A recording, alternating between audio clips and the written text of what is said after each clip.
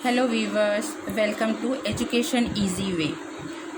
जैसा कि मैंने इससे पहले वाले जो चैप्टर है 3 पार्ट मैंने बना लिया है इस चैप्टर का, प्रायद्वीपीय भारत का पठार का। हम भारत के बारे में पढ़ रहे हैं और भारत में इस पोर्शन के बारे में पढ़ रहे हैं। इसे हम प्रायद्वीपीय भारत का पठार कहते हैं। ये अलग अलग भागों में डिवाइडेड है। तो मैंने सारा कुछ बता दिया है इसमें, इससे पहले वाले वीडियो में। जिन्होंने नहीं देखा है वो जाके वो वीडियो देख सकते हैं। इसके बाद यहाँ पे 2 चीज़ें बची हुई थी। यहाँ पे दक्कन का पठार और महानदी बेसिन। तो यहाँ पे जो दक्कन का पठार है उसका विस्तार, इसमें स्थिति जब पूछी जाएगी कि दक्कन का पठार कहाँ पे स्थित है, तो हम ये बता सकते हैं कि ये हमारा पश्चिमी घाट है। तो पश्चिम घाट के पूर्व में, और ये जो सतपुड़ा पर्वत श्रेणी है उसके दक्षिण में, और यहाँ पे है पूर्वी घाट। तो पूर्वी घाट के मध्य में या पश्चिम में बोला जा सकता है, या मध्य में भी बोला जा सकता है।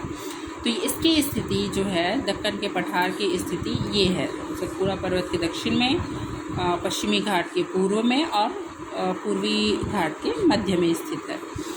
इसका जो विस्तार है स्टेट में अगर देखा जाए, राज्यों में देखा जाए, तो महाराष्ट्र, छत्तीसगढ़ और उड़ीसा में इसका विस्तार है।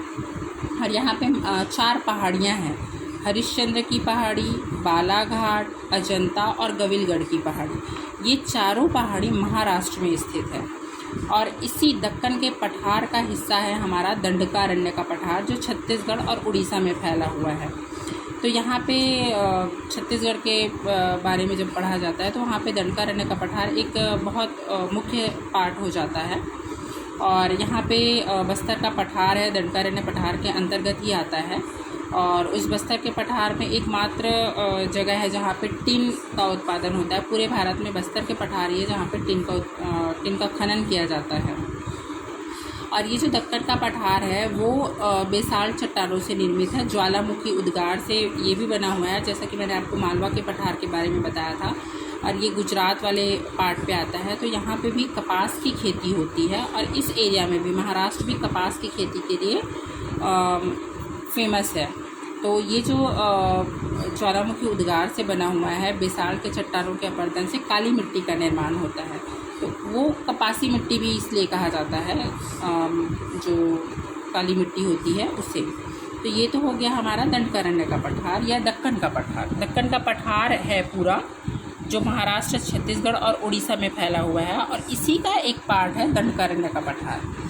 उसके बाद यहाँ पे हम एक बेसिन है, महानदी बेसिन, जो छत्तीसगढ़ की प्रमुख नदियों में से एक है।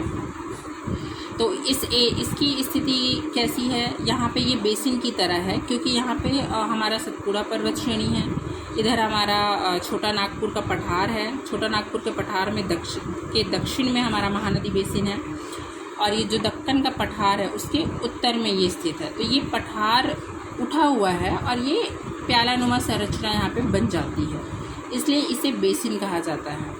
और ये जो बेसिन है वो धान की खेती के लिए बहुत उपयुक्त मानी जाती है, क्योंकि यहाँ पे महानदी और शिवनाथ नदी जो कि जलोढ़ मिट्टियाँ यहाँ पे इस बेसिन में होती है, जो बहुत उपजाऊ होती है। इसलिए ये जो एरिया है वो धान की खेती के लिए बहुत फेमस है। और इसे धान का कटोरा भी, इसीलिए छत्तीसगढ़ को धान का कटोरा भी कहा जाता है।